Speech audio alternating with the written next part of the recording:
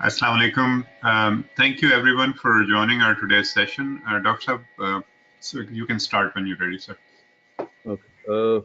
I think this my phone has actually restarted. Should I start or wait for the some problem? You can wait till it restarts. That's fine.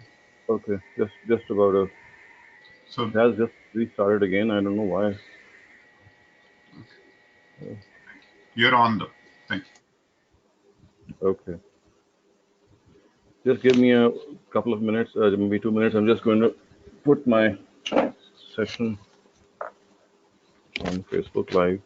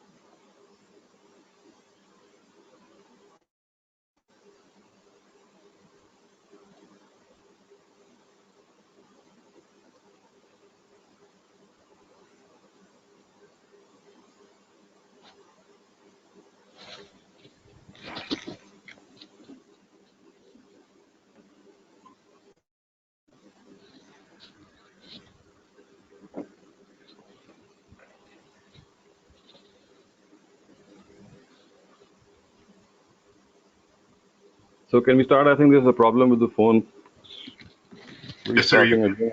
Okay. You can. Thank you. Bismillahir Rahmanir Rahim.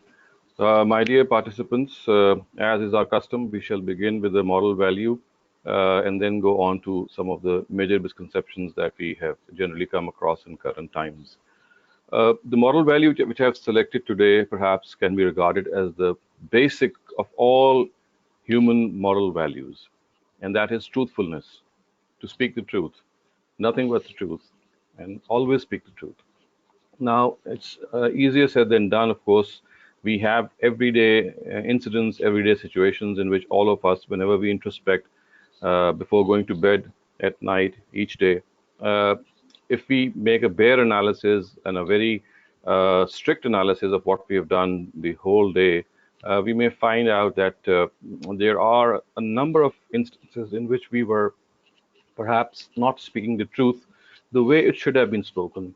Of course, at times we are mincing words, at times we are trying to play with words, at times we are making overstatements, at times we are exaggerating. So there's so much that we do.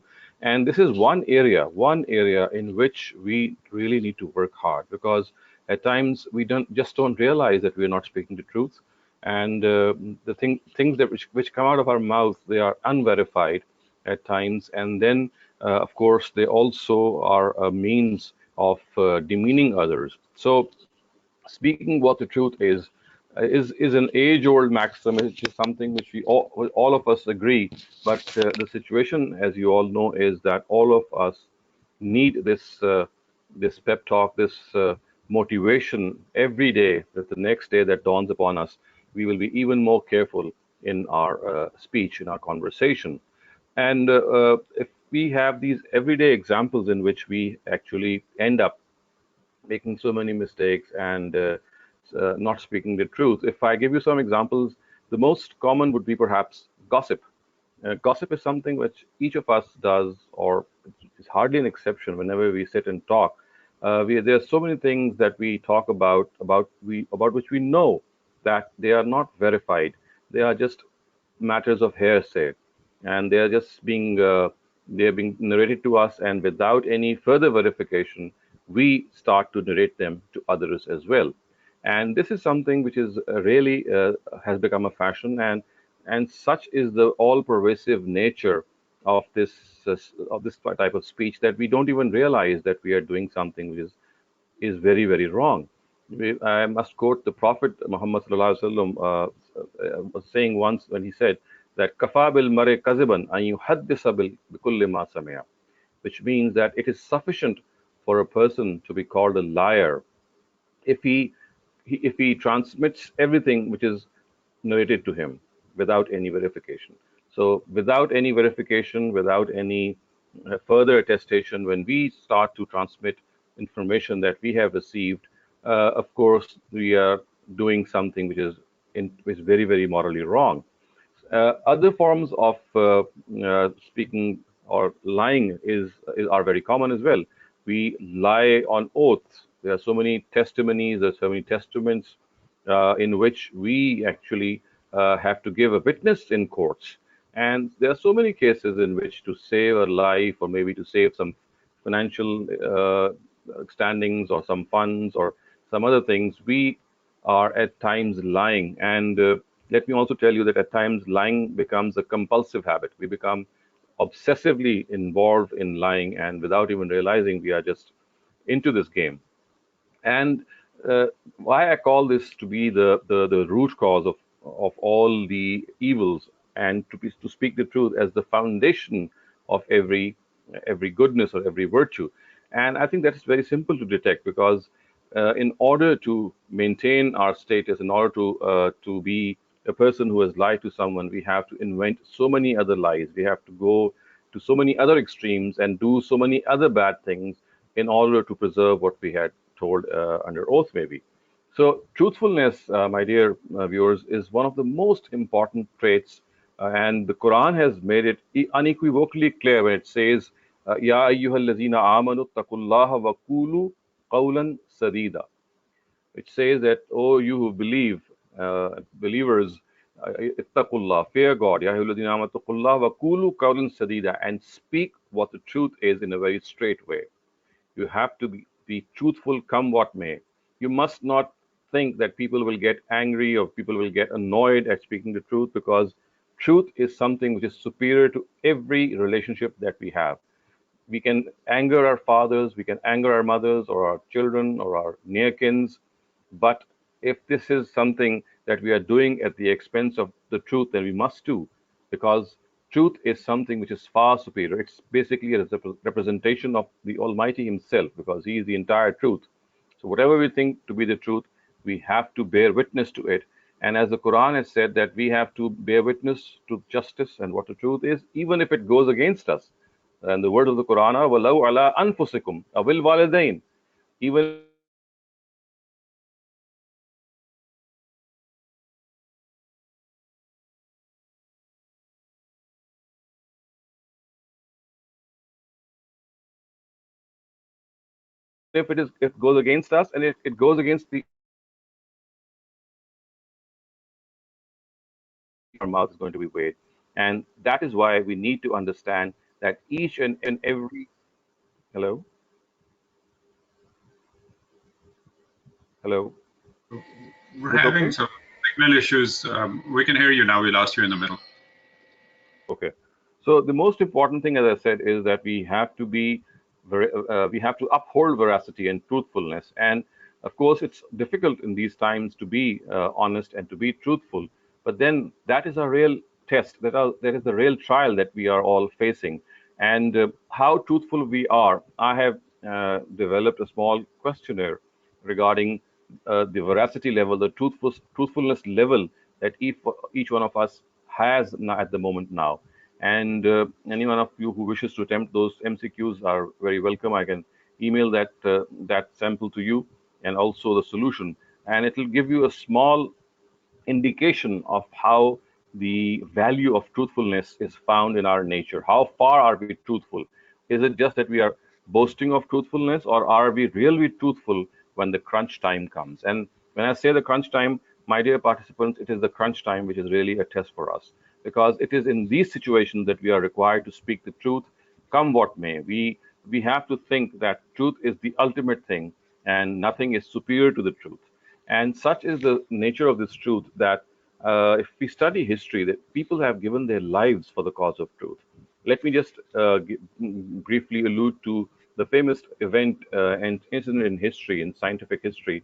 As we all know, that in the times of Galileo, it was discovered that it is the sun, which is at the center of the solar system, and the Earth is moving around it. Previously, it was the reverse. People thought under Ptolemy's influence and Aristotle's influence that it was basically the Earth which is at the center of this solar system, and the sun is moving around it, and they would call it the heliocentric theory. And it was later on when Galileo and before him Copernicus, another scientist actually, uh, through his observations and calculations, told us that it is the other way around. And this was something of a very a huge sin because according to the Christian church, it had to be believed that the Earth is at the center of the solar system, and because they thought that this is something which is insinuated by the Bible. Now, when Galileo and Copernicus and some of the others were very adamant on the fact that it's the other way around, they were persecuted. Galileo had to be jailed for a part of his life, and he had to recant from his theory. But let me tell you that there was another scientist. His name was Bruno. He was an Italian scientist, and he said that come what may, I'm going to speak the truth. I'm going to say what my conscience and what my observation and whatever I believe in is the right thing, even if I am executed. And sure enough, he was executed, and in a very very callous way. He was burnt at the stake.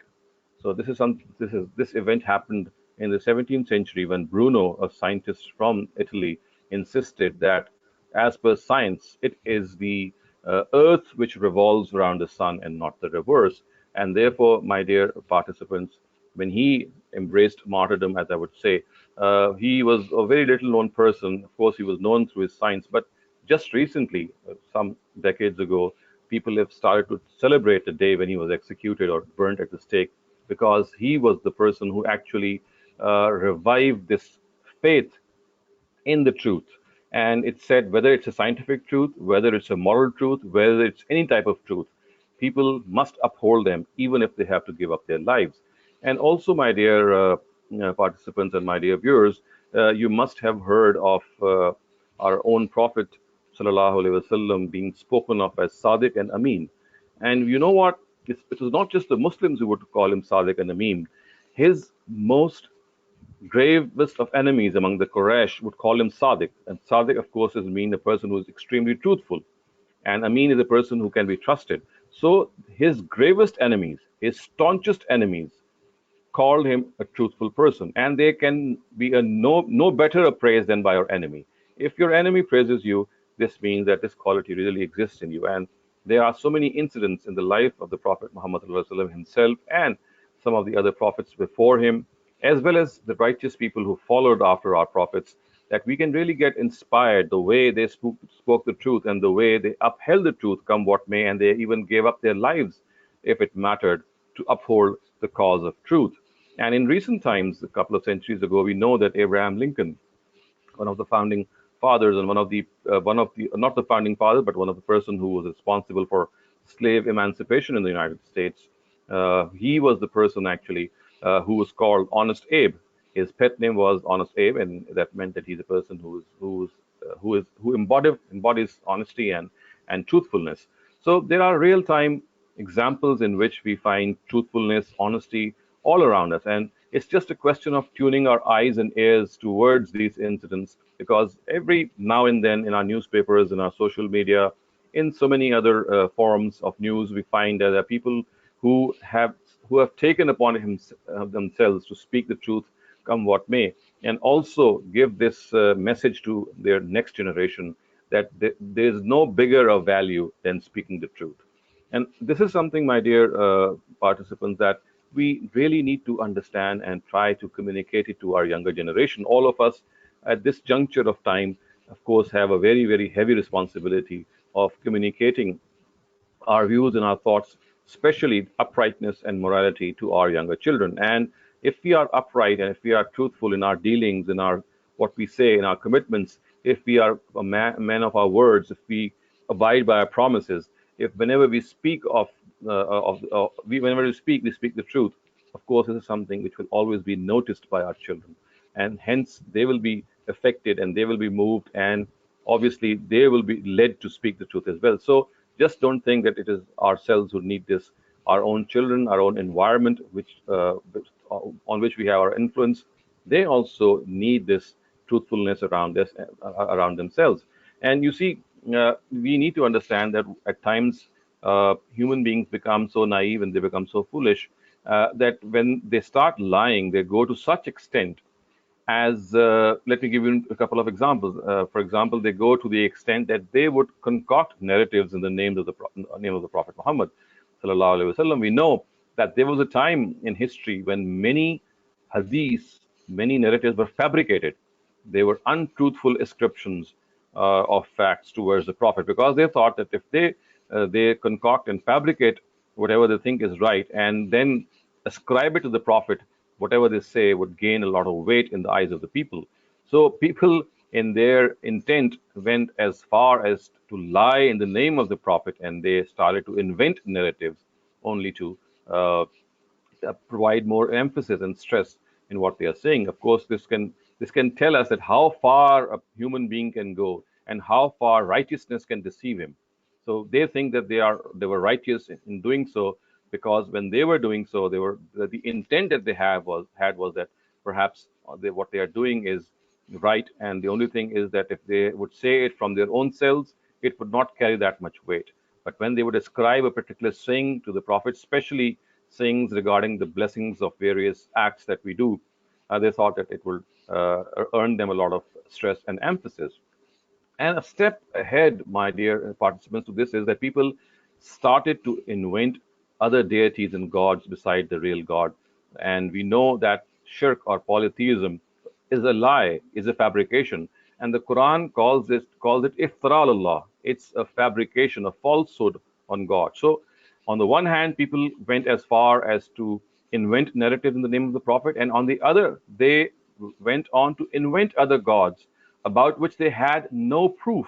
And the biggest refutation of shirk or polytheism, which Quran time and again says, is that what proof did they have to associate anyone with God? Because only God could have told them that there are other deities besides Him, and He never did. So how come that they got to know this? So shirk or polytheism is another form of lie which religious people or even non-religious people have concocted against God. So you can see how at times lies and deceit can the extent to which they can go, and therefore we have to guard ourselves that at times uh, telling the lie or telling a lie comes in the garb of righteousness. It comes in the garb of piety, and we have to be extremely careful that it does not happen. And then, my dear viewers, I would also like to say that there are instances in our life in which at times it is not possible to speak the truth. At times, I would say that lying is absolutely justified. And if you ask me some of these examples, then I think there is a very common sense example in which, if, for example, if a thief comes to your house and asks you where the money is or where the a particular asset is stored up, of course you'll not tell him the right place. So we know that there are instances in our lives in which, for example, there could be life-saving instances or instances in which the life, wealth, honor of people is at stake. On such occasions, at times we have to lie, but then we always know that that particular area or instance in which we are lying has a very special or a very uh, strong exception that our common sense and our own conscience bears witness to. Another example that I'd like to give is, for example, that whenever we receive a present from someone close to us, and if we dislike the present, and the next day that person asks us, "How do you like it?" What do we say? Well, it's a situation in which we have to lie, and we tell that person that we liked your present a lot, even if we know that we disliked it from our own hearts. So to keep the other person's emotions and to keep his heart intact, we at times have to undertake this. But again, these are very exceptional cases, as all of us know that these lies are either they are harmless or they can be called white lies, or they are of the nature in which they are taken advantage of in life-saving situations. But other than that, this should never be the case. And if there is anything which should be the recognition of a believer, the basic recognition of a believer is that he's a truthful person. He's a person who is a just person, a person who always speaks the truth, and he never ever lies. Or the other thing is that at times When you speak the truth, it comes out of you in a very blunt way, in a very aggressive way. So people have to train themselves as well that it's not merely speaking the truth, it's to speak the truth in a very polite way as well. Because when you are blunt, whenever we are blunt and whenever we throw something on another person's face, the effect of that thing, the impact of that thing actually makes that person repel from us. He goes away from us. He evades us. So we have to learn to speak the truth, and the other thing that we need to learn is to speak the truth in a polite way, to express it. We don't have to be aggressive in speaking the truth. We don't have to get angry when we speak the truth. We don't have to be in the state of frenzy. We have to be polite so that not only the content is very smooth for the person to hear, but also he or she acknowledges the fact that the person he or she is facing is someone who would not mince words, but at the same time, he's a person who is also a wise person, because when he speaks the truth, he actually touches the heart of the other people. If you touch the hearts of other people, it is then that you really affect other people. You see, what happens is at times you speak the truth, but the blunt nature of our speaking the truth at times dents that stature. So we need to learn to speak the truth and to speak it politely. And let me end my this session here by saying that, as I started off, that we actually bear witness to the truth that whenever we are in the courts. So we have seen so many movies, or maybe we have witnessed a court hearing or a court proceeding in which we are made to swear on a holy book, and we are told to bear witness that, and we are told to say that I shall speak the truth and nothing but the truth. This is something that all of us know. So my suggestion here is that this should not merely be our undertaking in a court. It's not just in the court that we should say this. This should be a life motto of ours. It should be a lifelong motto of ours that we have to speak the truth. We have to speak nothing but the truth. Also, I would add one thing: we have to side by the people who speak the truth. We must support people who speak the truth, and not just in the court or not just in a court of law, but it should be a motto of our everyday lives. So, my dear participants, with these words, I would like to end my first session. And if you have any questions regarding this particular session, and if you are interested in measuring the level of your own truthfulness, the level of your veracity, I can send you that questionnaire. And as I said, it will give you some indication of how truthful you are. And of course, the marking scheme would tell you that if you score below 60%, it means that you really need to concentrate on your own self and improve in some areas. And above 60% is always acceptable, but the higher the better. And it will give you some indication on the areas, on the weak areas that all of us need to work on. And as I said, since truthfulness lies at the base of every virtuous act, it's worth the effort. Thank you. Thank you, Dr. Shehzad. I have a question from Faranaz Saiba. Your mic is on. Go ahead.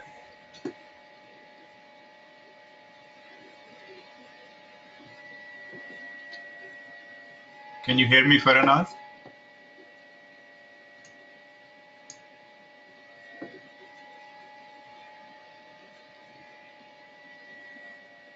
Anyone else?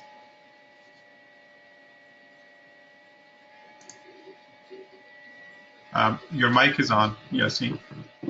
Yeah, I have a question about what if you know you have to go to the court and give a witness for one of the cases your relatives have, and the relationship might be at stake if you don't say something in their favor.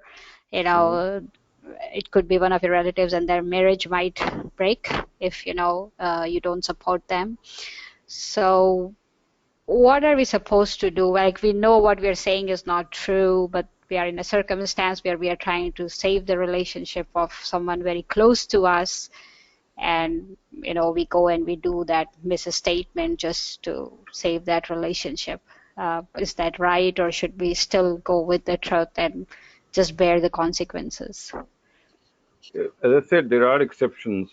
Whenever you are trying to mend a relationship, or whenever you're trying to help people reconcile, and you think that your statement Of course, when you give that statement, it should, even if it's not the truth, it should not be something which actually misstates a situation in which you are trying to reconcile two people.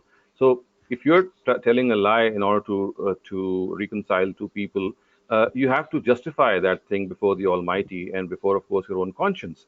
And all these situations in which there is a threat to your life, or threat to your honor, or threat to a sacred institution like marriage itself, if that lie actually is of the sort in which there is some misunderstanding between the spouses, and that misunderstanding can be removed, then of course that is something which can be thought of. But on the other hand, there are instances in which such lies are actually misstatement of facts, and which, when ultimately discovered later on, cause even a greater rift than what we were actually solving in the first place. So we have to weigh what we are doing, and we have to know that if it is just for the sake of bringing two people together, and of course that testimony is not something which, when brought to the notice of either people later on, will cause any rift or further dissension, then that is something which can be thought of. And as I said, the best judge of such situations is our own conscience.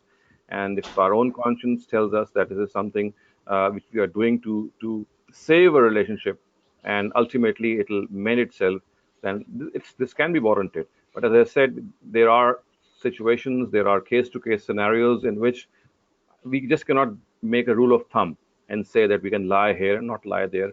It has to be a case to case decision, and the best judge is your own conscience. Thank you. If anyone else has a question, please go ahead before we move on to the next part of the session.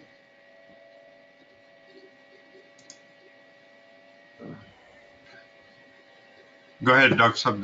There are no more questions. Okay. So I would not now begin the second session, and the misconception that I've selected for today is regarding relationship between slaves and the institution of slavery, which, according to our classical scholars, still exists. And if there is a war between a Muslim and a non-Muslim country, or a warring country, you can capture the women of that country and make them your slave women, and have extramarital relationships with them as well.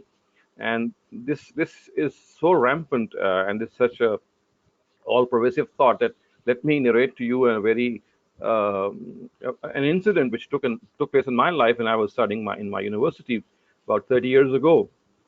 And I remember one of our physics teacher coming into our class, and he said that that was the time in which people were expecting a war to break out between India and Pakistan. And of course, this is something which happened in the times of Indira Gandhi, the most, one of the deceased prime ministers of India. So I think it was somewhere in 1984 or 85 that this incident took place, when that our physics teacher came to us in our class, and he actually was a person, a highly qualified person, a very competent person, a PhD in physics, a person, a no nonsense type of a person, who was a big, respected authority. And he just took off his coat, placed it on a chair, and he took a sip of a glass of water. And then he said, "Well, guys, listen, if there is going to be a war between India and Pakistan, I'm going to make Indira Gandhi as my slave woman." And all of us were actually astounded, and we were not expecting these words from a person of his stature.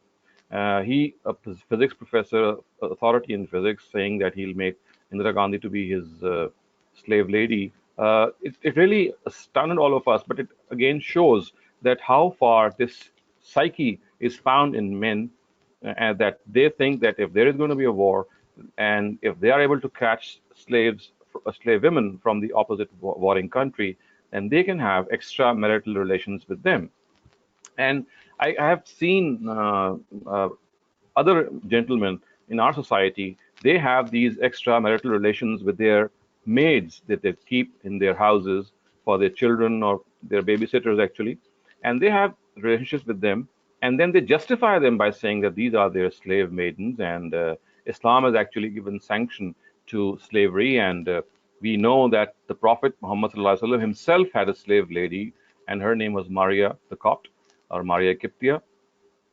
And if he had a slave lady, and we know that Abraham, one of his sons, was born of Maria Kiptia. He died in infancy, but the son of the Prophet Muhammad ﷺ, Abraham or Ibrahim, was born of Maria Kiptia, her slave lady. So this is how they justify and say that if the Prophet can keep slave ladies, and if other prominent Sahaba or companions of the Prophet can keep slaves, then why can't we do so? So they would go on, as I said, that they would make this excuse that if there is a war, then they'll capture women and make them their slaves. And as I said, they extend it as far as to household maids, which is absolutely preposterous. And they have these relationships with them, and at times they force them, they blackmail them, they assault them, and then we know what goes on.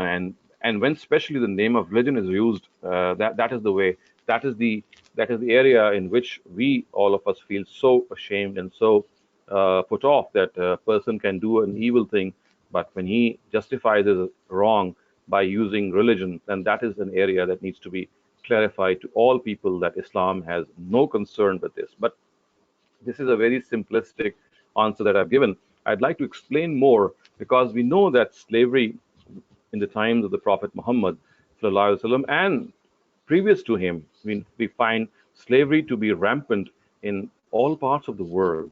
We know that it was only in the beginning of the last century that it was declared as an outlaw, as it was declared as totally prohibited. But for so many centuries, it continued, and even today, there are areas, certain areas, in which people treat their servants no less than slaves.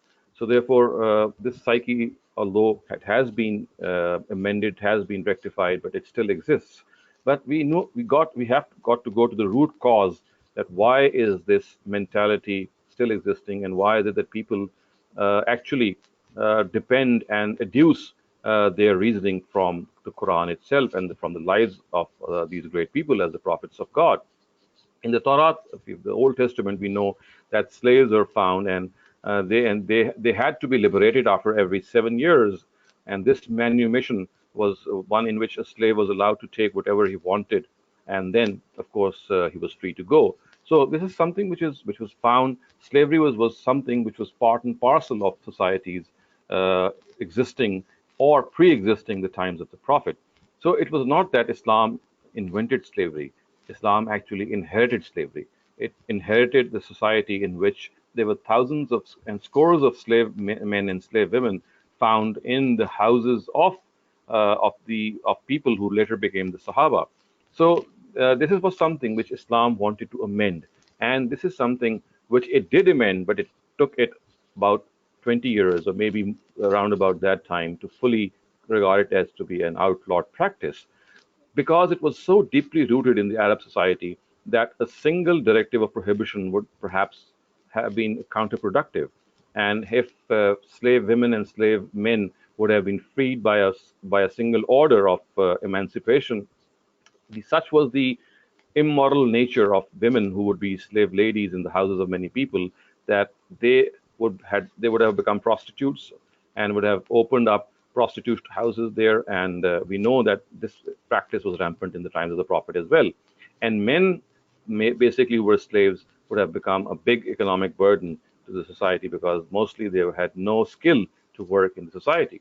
So a single order of emancipation or of liberation of slaves would have caused a lot of problems to the society, because when something is so rampant, something is so deeply rooted in a society, then you have to gradually uproot it. You have to uproot it, exterminate it in a very slow and gradual manner. This is what actually Islam did.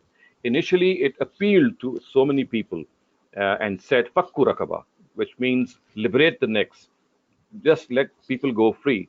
And at this urge of the Quran, we know that there were so many Sahaba, there were so many companions who emancipated and liberated many slaves which were residing in their houses. And there were, of course, other slaves who never wanted to leave the places of their respective masters, because they had spent their lives there and they preferred staying there instead of being liberated. So, even in spite of the fact that this was an order which came later, but if I just narrate this whole incident in a sequence, the first directive of this emancipation was in the form of an appeal. And as I said in Surah Balad, these words, if one knows Arabic, they really urge us to liberate slaves as much as we can. And we know that at this particular appeal, many Sahaba liberated many of the slaves that they had. Then the next step which the Quran or Islam took was that it insisted that their standard of living be raised to the standard of living of their masters as well. Thus, the masters were directed that their slaves and slave ladies must eat what they eat. They must wear what they wear. They must have the same level of shelter as they have the shelter. In other words, by raising the standard of living of these slaves, the Almighty wanted that this would actually become difficult for people and they would start liberating slaves. Because, of course, it's difficult to have the same standard of living that you have and then grant it to your own servants or your own slaves. So the second step which Islam took was that it told people that if you have to keep slaves, then you must keep them at par with your own standard of living so that people are not able to maintain slaves. And then to change the psyche of the people, another step that was taken was that people were stopped from calling slaves by the name of slave. We know that abd and ama are the Arabic words for a slave man and a slave lady. So people were said that you must not call a slave by the name of a slave. You must call him Fata or Fatat. Fata means a boy and Fatat means a girl. So the normal names which are used for the male and the female gender, they were urged that they should be adopted in calling these slaves and slave ladies. Their own names or their own generic names should be absolutely prohibited and proscribed. And then we also have this directive in which a lot of slave women and men, they who were able to marry each other, they were told that they must marry each other so that they could become individuals who are morally upright instead of indulging in other things. And then we have this situation in Surah Muhammad in the early period that making new slaves were totally prohibited.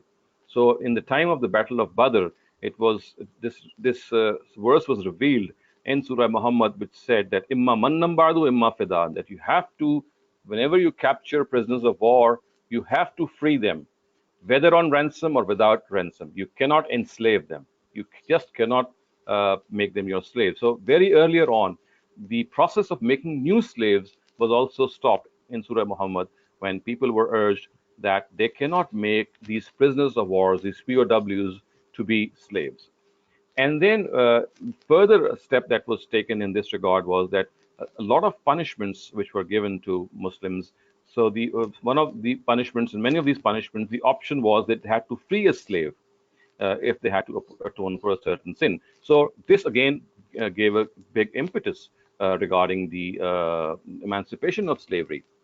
And finally, we know that in the 10th of Hijrah, this directive was given that if a slave asks his or her own emancipation or liberation, then the master is liable. It is fard, it is obligatory upon him, it is mandatory upon him to liberate him or her if he or she shows that they would become constructive individuals of the society, not become an economic burden on society, and do some errands in the society. So the word of Surah Nur are katibuhum, which means that if they ask liberation from yourselves, then you have to give that liberation. You just cannot keep them to be your slaves by any force. So this was over a spread out period, a gradual period of 10, 15, 20 years, in which slavery initially was made to be an appeal, in which it was appealed for that people should liberate slaves, and various measures were taken so that keeping slaves would become difficult.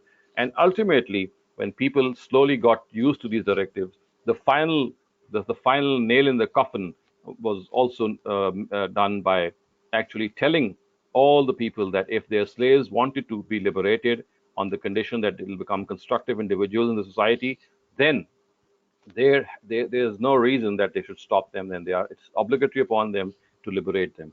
So this was a strategy which Islam adopted, and ultimately in the 10th of Hijrah, we know that this was outlawed, or even before that, when these verses of Surah Nur were revealed.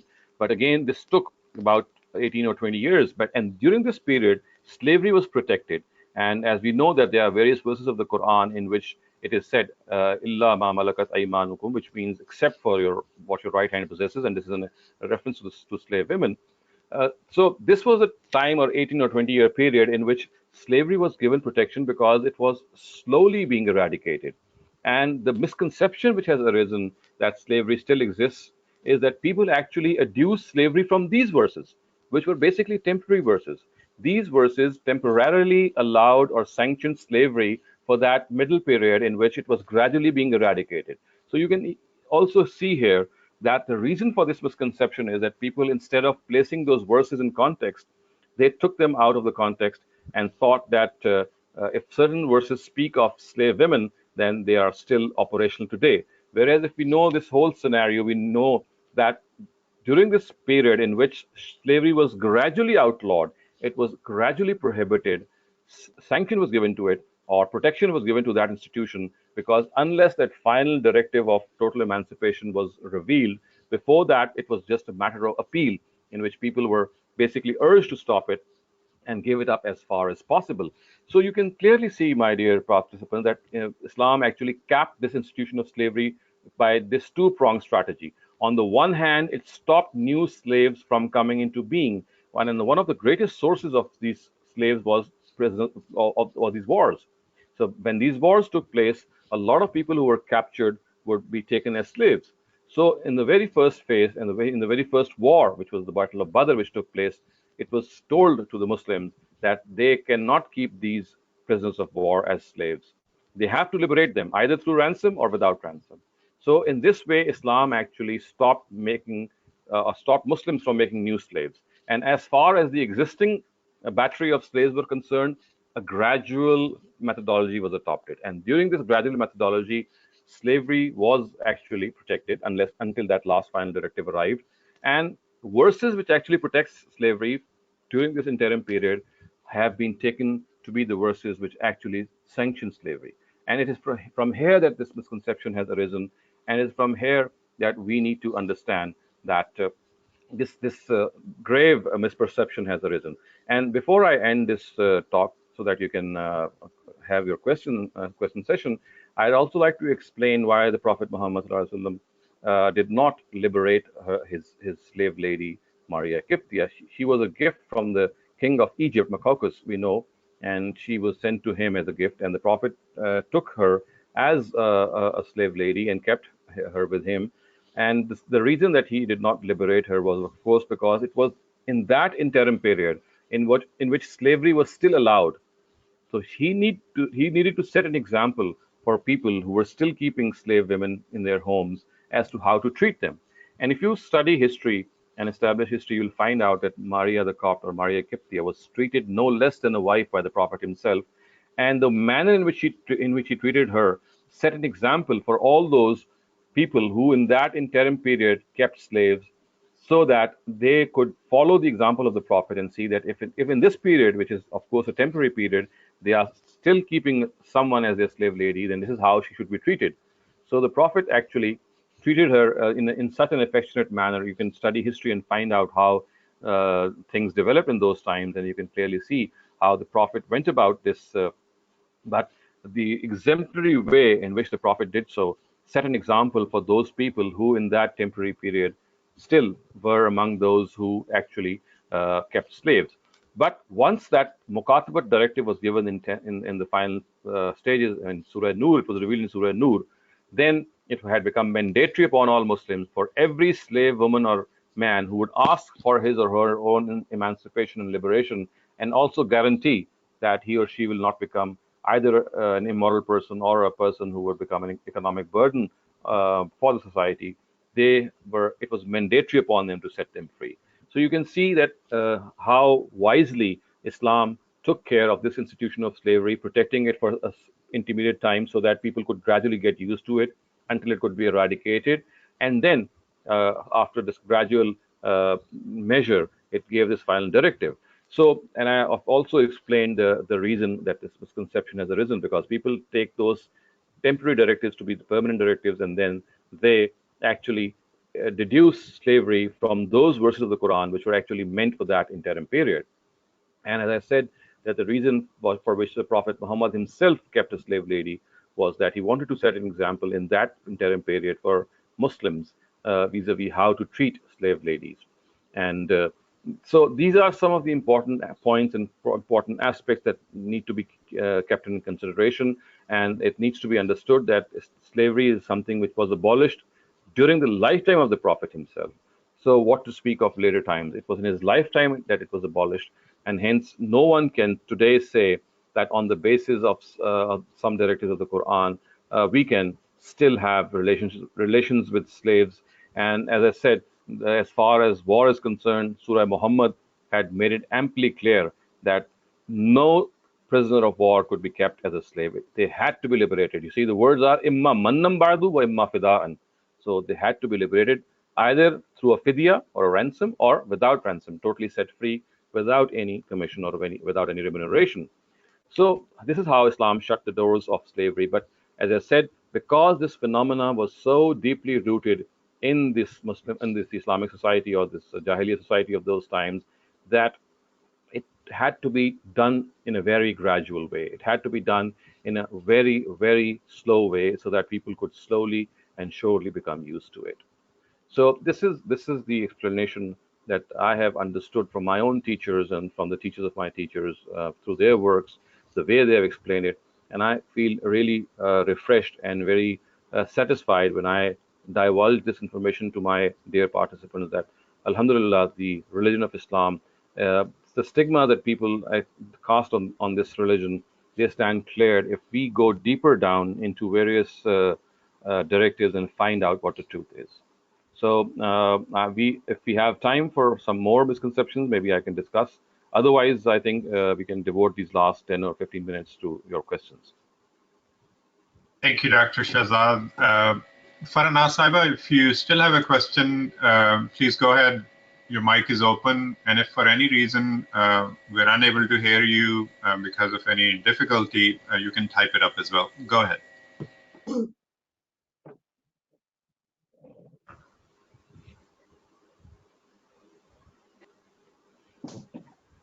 I raised my hand only because the voice was muted. Sorry to keep it on that long. Okay, that's fine. We can move on. Thank you. I have a question from Khalid Haksab. He says moral values not only vary between individuals but also between cultures and changes with time. Islam, however, is very clear about both moral values and truthfulness. Untruthfulness is not allowed except perhaps to save one's life. So he says, therefore, I was disappointed in your answer asked by the questionnaire. Your response suggested it may be possible to tell lies if the object was to save marriage in the scenario given, leaving it to the conscience of the person. Well, as I said, that this is something which you have to decide. But what we can say is that we have to justify a lie does not become a truth. It only becomes at times a savior for some other things. If we are trying to save our lives, you see, let me quote the Quran. The Quran at one instance has said that if in order to save your life you have to utter the kalma kufr, or you have to say that I am a disbeliever. The Quran says, "Illa man ukriha wa qalbuhu mutma'innun bil iman." It is perfectly okay that if in your heart you have faith, but to avoid execution, avoid killing, you express the words of kufr. The Quran says, as long as it is in your heart, it is okay to escape punishment or escape execution. So you see, there are certain exceptions which the Quran itself has given, and there are other exceptions which our own conscience tells us that at times we have to. As I gave you the example that if someone comes to your house and asks, if a thief or a pirate comes to your house and asks where your money is, would you tell him where the money is? So we know that here we are, if we are lying, that lying is justified. And in all such cases, we need to understand that we have to justify every lie that we utter before the Almighty one day. So it's not just we are going to go scot-free by this. One day we'll be held accountable for that. But again, as I said, if you have a polished conscience, if you have a conscience which is vibrant, it tells you if this particular instance is the time in which you are either saving a life or saving a greater thing. And again, you'll be answerable for this to God. And if you think that you'll be able to justify it before God, of course you can go ahead. But again, as I said, it's basically your own decision. Thank you, Dr. Saab. I have a question from Shahid Ashrafi. He says that is status of Maria Kipti the same as al-Mu'mineen? Is she also al-Mu'mineen for Muslims? No, she is not. She is not regarded to be the mother of the faithfuls. That status is not given to her. But again, as I said, the way the way she was treated by the Prophet himself was basically in which he wanted to set an example of how slave women are treated, not wives. He treated her almost like a wife, but she did not become a wife.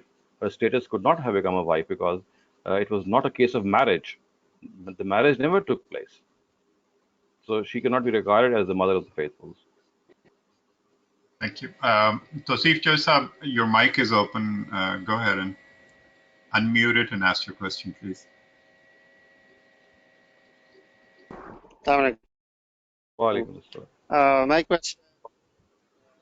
the you mentioned slave woman is very rampant. Sorry, I'm not being able to hear you. Now it's better. I can hear you now. Can you hear me now? I can. Okay. Well, my question on the slave women was: did any of the four schools of thought permit that, or any of the contemporary scholars allow that slave women in this time, or what is their stand? Because it's very common in Pakistan and other places also. Common people, laymen can say that, but where does that come from? So as I explained earlier on, that this stance still exists. All the four schools of thought still ascribe to it. And as I said, that the verses of the Quran, which were for that interim period in which slavery was gradually being eradicated, but still given protection. So they derived their allowance for slavery from those verses, instead of thinking that these verses are actually in the form of a sequence in which a gradual prohibition is taking place, and ultimately the ultimate directive was given. They took them out of their context and actually interpreted them absolutely, thinking that slavery still exists. This is what I actually Right. explained in my talk as well. Okay, all right. Okay, sorry, I think I missed some initial part of your talk. Okay, Okay. thank you. Yeah. Inshallah, I'll be sending the recording so you'll have the entire thing. Yeah, thank you. Thanks. Yasin Fahad, please go ahead with your question. Yeah, first of all, I will request to have the worksheet that you said you have for truthfulness. So Okay, if we can get that email. The other question I have is related to the last class. I was not able to attend it live, but I heard the recording. And when you were answering the question about the Qasr Salah, I agree with you that it's a concession and it's only needed to be used when you actually have those circumstances. However, the people who insist that you have to read Qasr if you are traveling, they give the reference of a narration where Umar radiallahu anh asked Prophet ﷺ during a journey when he said to read Qasr, that how come we are reading Qasr, and Prophet ﷺ said it's a blessing from Allah subhanahu wa ta'ala, so take benefit of it. So can you clarify that narration and tell us what exactly was the context, in which context Prophet ﷺ said that, and like how does it clarifies the situation? Because that's the narration that people normally use to insist that no, you have to read it because it's a blessing from Allah, and if you're not taking benefit of it, basically you are turning away from his blessing. So you see, if we have to interpret every hadith in the light of the Quran, and if the Quran is giving us a concession on a certain condition, then it can only mean that that particular condition is still there, and Hazrat Umar radiallahu anhu was actually insisting that that concession should be taken, and the Prophet was actually telling him that if the concession is there, that you must take it. So you have to interpret that particular hadith in the light of the Quran. The Quran clearly says that it is only in the condition of discomfort that you should take that concession. And when Hazrat Umar insisted that he actually had this discomfort and still he did not want to avail the concession, it was then the Prophet said that, why do you do so? If you still feel discomfort and then you should take hold of that concession. So you see, the reason for Umar anhu to insist was that in spite of his discomfort, he thought it was part of taqwa to still pray the full prayer. And the Prophet said, when you are in this situation, when you know that you are in a state of discomfort, why don't you take advantage? It's like not benefiting from the blessing of God. Okay, thank you. I have a follow-up comment from Khalid Haq Saab, and he says that, it's just his comment that he says that we will tell the thief where the money is, and for that he is referring to saying that remember the example of Abdul Qadir Jilani. If you have any comment on it, fine. Otherwise, I can move on to the next. As I said, the biggest comment has been made by the Quran itself. The Quran has said that if you have to hide your faith because of a situation in which if you'll express your faith, you'll be put to death. The Quran says, "Illa man ukriha wa qalbuhu mutma'innun bil iman," except if a person is compelled to say that kalma kufr, but his own faith in his heart is there. So if the Quran has given this exception, one can clearly see that there are exceptional cases, and if you allow a thief to come into your house and take away the money, it's up to you. It's entirely your choice. You can do so. Thank you, Dr. Saab. I have a question from Ali Anwar. He says, I'm sorry to deviate from the topic, but I could not ask the follow-up question from your first lecture on the age of Hazrat Aisha Rahmatullah. My question is, even if her age at marriage was 17, why did her father marry her to a 53-year-old man? Well, you see, that's something which is between the father-in-law and the son-in-law, and that is something which is, of course, something which cannot be objected to. The objection that we had in mind is that how come a child who's not even in a position to get married, how come he or she is getting married to someone? So you see, the objection is not of being of little age; it's being underage. So when someone of 7 or 9 years old gets married, it's not that we are questioning the little age or the small age. We are actually making a comment that this is an underage phenomena in which children or children that do not even reach puberty or maturity, and this is something which should not have taken place. But as far as 17 years old are concerned, or 18 or 19 years old are concerned, then that you are right that this could be still a tender age, but this cannot be classified as underage. Thank you, Dr. Saab. Our class time is over. We'll meet next Saturday, inshallah. Just one quick note. We have no classes on certain weekends. One way to tell is by looking at your initial registration email. Also, if you don't get an automatic reminder email a day before and an hour before a class on any given Saturday, that also will tell you that there is no class scheduled for that weekend. Thank you very much. Assalamu alaikum. Walaikum.